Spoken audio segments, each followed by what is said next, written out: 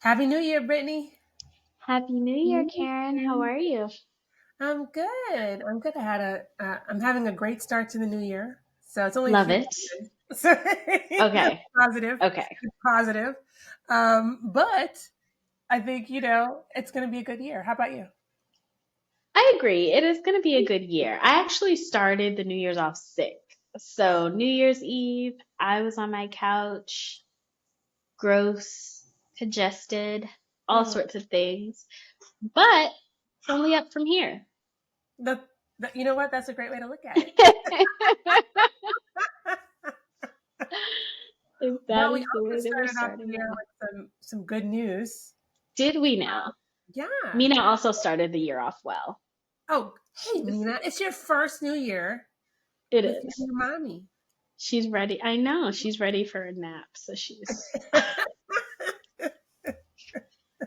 Me too. So, she will not be deterred, right? Exactly.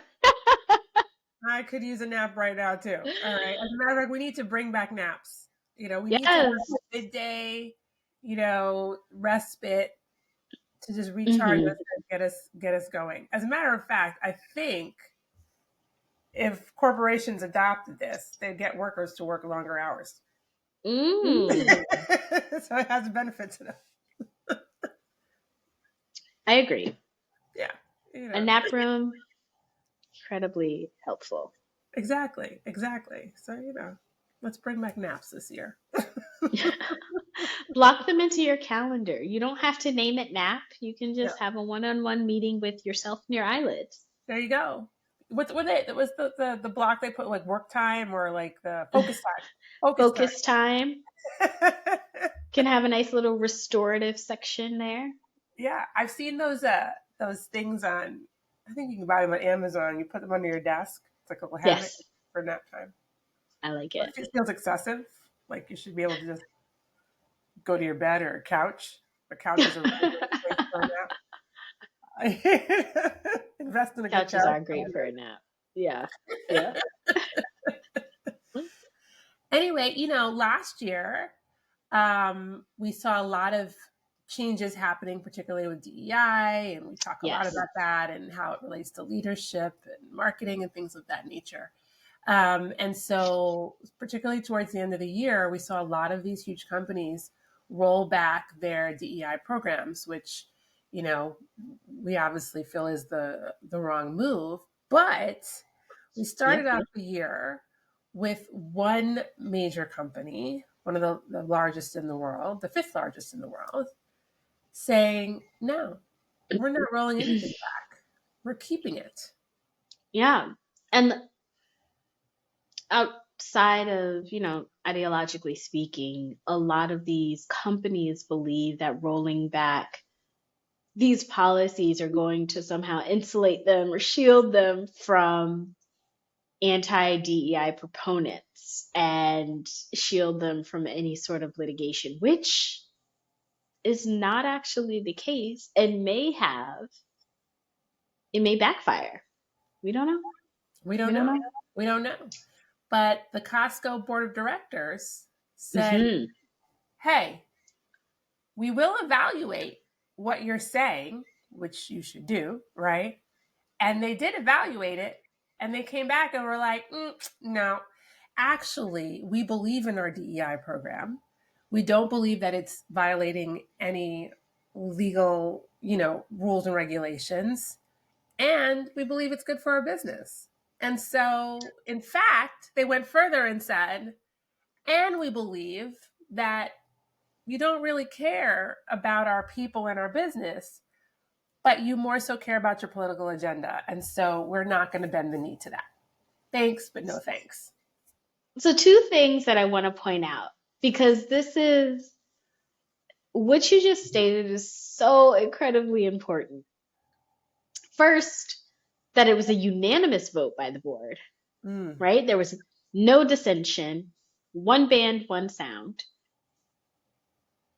And then the next point that you fleshed out around kind of intention. And it seems that a lot of investors have used a tactic, to kind of to usher in their political agenda, which is to say that DEI raises stockholder risk. Now, stockholder risk is kind of amorphous catch-all phrase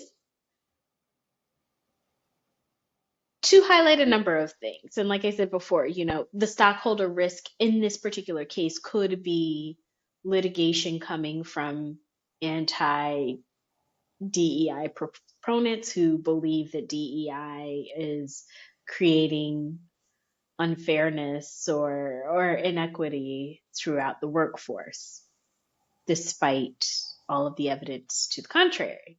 Right. But I think it's really important that the board called this out, because they didn't just say, no, thank you, we're not interested in rolling this back, we've got it. But it seems like they're giving voice to boards who may feel similarly, and they're giving legitimate business reasons why this isn't appropriate for them and for their business, right? Absolutely. And it's so important that it came from the board, right? Because Yes. the board sets the tone for the organization. That is the CEO's Correct. boss. And so they're basically saying, look, we have a vote of confidence in the CEO and everyone that works for the organization. We have a vote of confidence in our policies. We've vetted those. We understand the legalities, and more so, we understand the risk, right? So Yes. every business assumes some level of risk, and they have to figure out their risk appetite. And that risk appetite, as you know, right, is across various different categories. I don't know where DEI sits in Costco's specific risk scorecard, right? But they've made that assessment and they've decided that whatever level of risk was associated with it specifically, even if it was a specific category, it might not have been. It probably lived under something else, right? So as a component of whatever other category they have it under, it is acceptable. And Correct. if something arises, they will deal with it, and they have board support around dealing with it. And that is so incredibly important for a CEO and the entire organization, to basically live their principles, right? And if your DEI principles are an integral part of your culture, authentically so, ripping it out would have catastrophic effects. Correct. If it's integrated. If it was just this add-on, then some of these companies can just take it out, and it potentially feels like it's nothing. I don't know. So yeah, I am so incredibly proud of the board for taking that stance, and the fact that it was the board is so incredibly important to the organization as a whole. I also want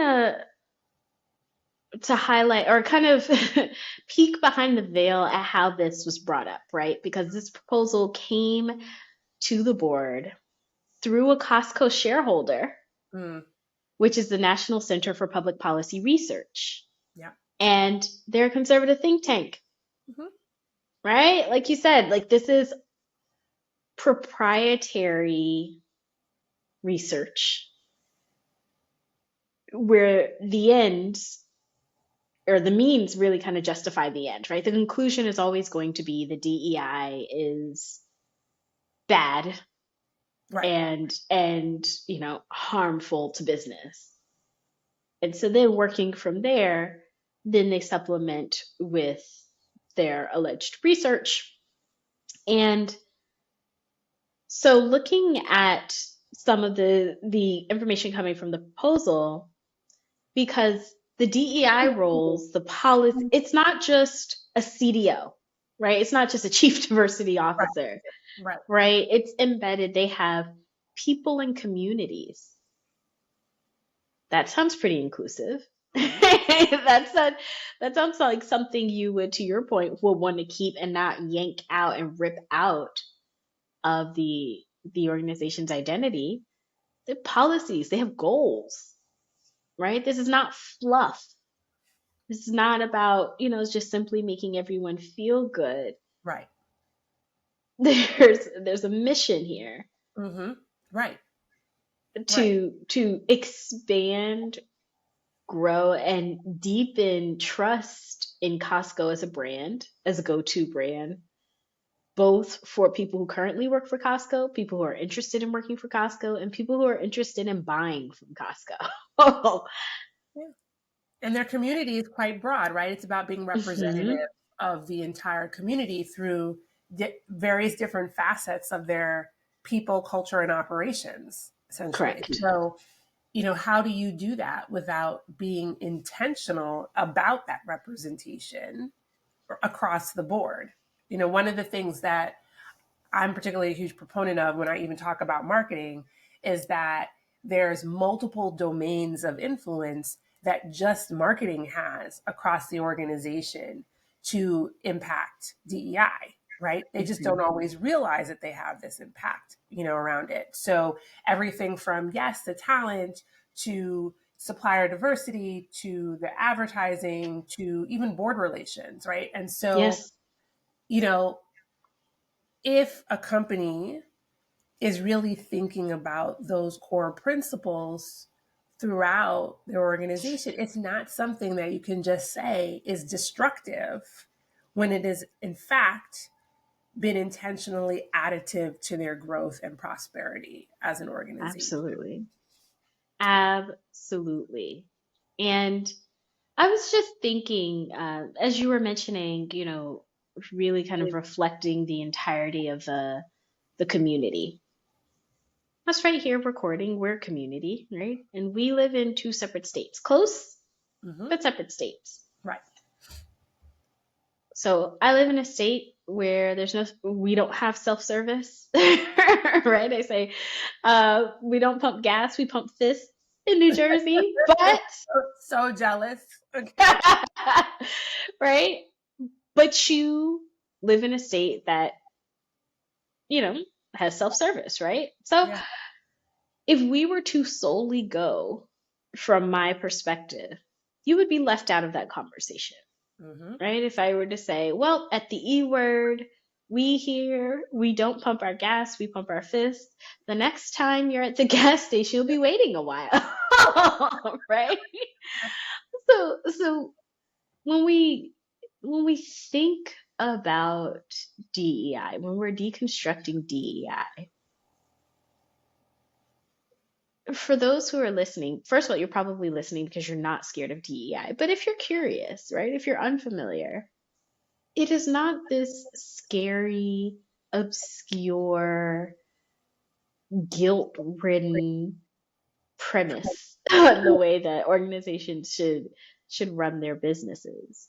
You just detailed all of the ways that it impacts business and how we see shifts in business operations, how it increases revenue, expands market share, increases business growth, simply because you've reconciled yourself with the fact that everyone who buys from here, everyone who works here, may have more than one interest.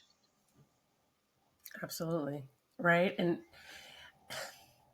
it boggles my mind that particularly because I think it's like a clear line of sight for retailers, right? Hmm. Who broadly, right, want to increase and at the same time build loyalty across their customer base, right? Right. And so when you contrast a Costco and a Walmart, for example, right, it boggles my mind that a retailer doesn't see value in the Hmm. various cross sections of individuals, right, or communities that can engage with their products over the short and Right. long term. Right. And I just want to understand, I really do want to understand that thinking that is the risk associated with potential litigation around inclusive policies, right? So great that you would basically potentially eliminate certain communities from the equation? Or is your calculus that those communities will still buy from us anyway because we're their only option or best option? And so it'll be a storm for a little while and then it will taper off, which could actually be a legitimate calculus as well. Sure. But that just means they potentially don't see value in cultivating that audience and growing that audience in a much more deeper way to have that longevity over time. Hmm. So I just think it's a really interesting conversation to understand how they think that consumer behaviors work, right, around Yeah. their products. Question for you. Yeah. May require you to dust off your crystal ball, but Okay. we Let's hear have we have Costco and we have Walmart, which we've recently spoken about, but Walmart, in shutting down their DEI initiatives, are refusing to commit to about $13 billion in business that they'd previously committed to. Both are huge brands. Both are likely to give rise to other similar brands in the industry doing something comparable. Do you think that Costco or Walmart, the way that either of them are acting, do you think it sets the tone? Because we're at the start of 2025. I'm sure we will be surprised by the time we come in next week. There will be more news. But which do you think really has impact? The kind of impact, and what do you think's next? Okay, so this is a really tough conversation because we have this change of administration, right? So Yep. I can't even predict. I can't even predict around the response to the administration. Let me just Hmm. take that out of the Yeah. equation just for Yeah. a second. Playing field is that I believe that Costco is setting a tone, Mm, and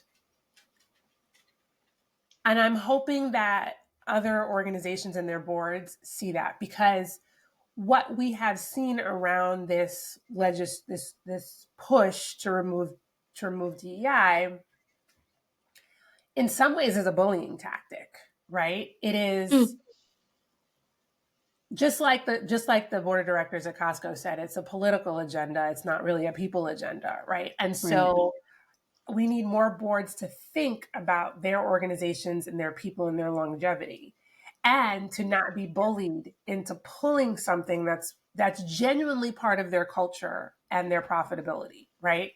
So, but sometimes you need someone to lead the way, to see that, this is the way to go, and that we're going to stand up and we're going to fight for it. And yes, there might be some litigation around it, but we are the titans, and that we can make a difference going forward, right? Because Right. we know that our consumer is diverse in not just race and ethnicity, which is what this push is about. Like, for whatever reason, DEI has become synonymous with primarily Black people and some Latino people, right? And that's not even what it's about, right? Right. When you succumb to those types of pressures, you are actually taking away opportunity from more than just Black and Latinos, right? It's a huge cross section of individuals, right? And so Hmm. we need more board members to stand up, to be brave. And I'm hoping that Costco doing this is leading the way. Like, you are not supposed to be worried about, you need to be cognizant of how the political landscape is going to affect your organization, but and the long-term effects of that. So I'm not trying to discount that, but how can you be brave in the face of what you clearly see is Mm-hmm. not an agenda for the people, right? Right. Now, I also want to be somewhat fair in the concerns around why some of these cases are being won, right? It's basically saying that when you have these programs, it is um, racial discrimination, reverse discrimination, which I was just I'm going to having say, I know an that's your apoplectic, favorite term. I'm having an apoplectic response to, but let's just let that sit there and simmer for a second as if it's real. Um, and so I can see where there's an argument for saying, hey, there should not be any race-based decisions. This is part of the, our laws, but we also have to address the systemic inequality that has been caused by our historical past, right? And so some of these programs are there to right those wrongs. And so what are we going to do? Yep. What are we going to do to fix it? Because we can't ignore it. And so if you're going to make shifts in your policies, still act with the intention you originally had. And what Yeah. does that look like for your organization? I don't know if that was a true crystal ball, but that's my. No, that's helpful because when I think about what's to come, the question that comes up for me as you were speaking was, well, how do we know who to believe? Mm, Which is another thing, right? Because this National Center for Public Policy Research is going to continue to put out research that a certain group, right? A board at Walmart might like to hear because it supports their premise, which is that we don't need DEI, we don't need the trouble, right? And then you have other think tanks that will come out with research saying the opposite. So DEI is itself, in and of itself, a vehicle for fostering trust, but so is the information around it, right? So are the research that we have coming out about it, and it's going to continue to be this space of wondering, who's right and its impact on business, and what do we do about it? And so I guess for people wondering, well, which reports do I read? Which conclusions do I come to? I would think it comes back to the organization's vision and mission. But absolutely. sorry, she's coughing. No. Well, but yeah, but then that just makes me, yeah, I'm wrestling with that, you know. Well, from my experience, right? This is the job of the board, right? They Hmm. are there to gather, research, collect, and interpret information and come up with the best answer for their organization, which is tied back to their mission, vision, and values, right? And Hmm. so, you know, board, however they tackle this situation, whether it's a task force or committee, like whatever, they need to gather all the information, both sides, middle sides, read it, interpret it, discuss it, and vet it against what it means for Costco, Walmart, whatever, right? And what they come up with should be right for the org. It should not be too filtered. I'm not, people are individuals, but too filtered through their own personal lens of what they Sure. want, right? Because they're not there as a board member personally, right? Right. They are there for growing the organization. So no matter what their political or personal views are, I'm not saying it's not going to filter in, because you have board members there for their intellect, their experience, and their critical thinking skills, right? But you want people that are open to gathering and researching information and making meaningful decisions, right? And then you Right. debate them, and then you come to a conclusion together. And so that's where I think, boards got to put on their, board PhD hats, okay, and be able to defend their position when asked as well. Because you not only have to defend it to your shareholders, you have to defend it to the organization, because you need all of those people working in tandem and believing. And so if you create systems and policies and structures that are that are against the people that are actually working for you, right? What kind of experience are you delivering? Now, you may be a company that doesn't need to provide the best customer experience, that doesn't thrive on customer loyalty, that, just it has a different calculus, and therefore DEI is not as important to you, versus another company where that customer experience is of greater value, and so you're going to put deeper meaning onto it. And so I don't think there's like one. Unfortunately, there isn't a right or wrong across, say, the United States of America, for example, but there is a Mm-hmm. right or a wrong for the individual organization, which makes it very difficult, because we often don't hear the backstory around why these decisions were made, and we often don't know the inner operations of any one organization to understand what makes it tick and how they actually truly extract value from their customers. So it sounds like this is also an argument and petition for each organization to have their internal DEI team. I would agree. Okay, but I think the ones that again value it, and they do, and the ones that don't, obviously they've been like cutting those teams. Or what's kind of interesting though is like some companies, they're going stealth in a way, right? They still believe in Hmm. it, but they don't want to say it out loud because they don't want to risk anything. And so what I find pretty hilarious is that you'll have companies that are changing their DEI officer titles to say inclusion and belonging. So it's Hmm. taking the word diversity out and equity out. Apparently, inclusion is fine.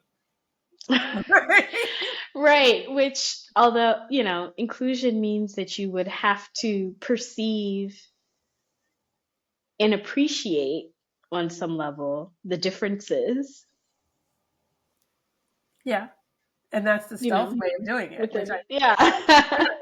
it's like, yeah, we don't have DEI anymore. We have inclusion. So we're not just not saying DEI, and those people will go away, Hmm. which Hmm. uh, I don't have the words for that, but I guess I'm happy that some companies at the very least are keeping them in place, even though they're not, screaming it from the rooftops. Yeah. I guess you got to do what you got to do. Everybody has a different calculus, right? But it's just an up and down, you It know. is. It is.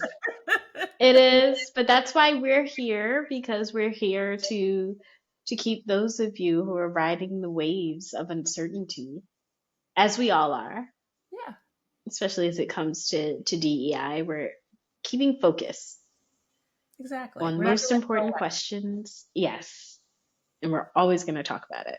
Exactly. Well, kudos to Costco's board of directors for showing exemplary leadership and Hmm. bravery and conviction, for standing by their policies and not being what I'm calling bullied by a political agenda. Yeah, absolutely. And I I think it's have to say, we're not sponsored by Costco, but my answer every time, anytime someone says, Zombie apocalypse. Where are you going? I'm going to Costco. They have everything that I need there. I feel even better about that experience, you know? Awesome. And I hear they make really good pot pie too. So Listen, I have not yet had it. It's a perfect day for it. But yeah, trip to Costco. trip to Costco on the New way. customers. All right. All right, Brittany. Until next time. All right, see ya. See ya.